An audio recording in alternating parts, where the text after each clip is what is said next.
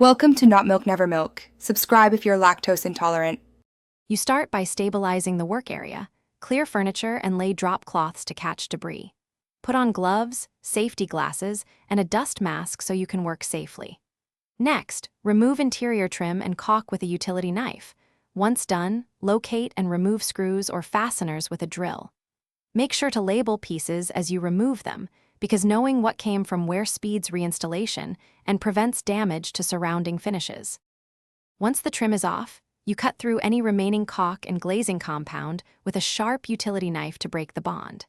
Then, remove all visible screws and fasteners. For rivets, drill them out using the correct bit size so you don't enlarge holes unintentionally. If the aluminum frame is still tight in the jamb, score the metal seams and use a reciprocating saw with a metal blade to slice through anchors. Do this slowly to avoid damaging the surrounding wall. You and your helper lift out the sash and glass first. Always support panes and set them on a padded surface to prevent breakage. Next, pry the frame free from the opening, working along the jambs and bottom. Move slowly so you don't tear drywall or exterior cladding. Once removed, clean the opening, remove remaining fasteners, and inspect the sill for rot or damage. If something goes wrong, like unexpected corrosion, stop, reassess, and use penetrating oil or call a pro to avoid further damage. Thanks for watching. If this was helpful, leave a like and consider subscribing. See you next time.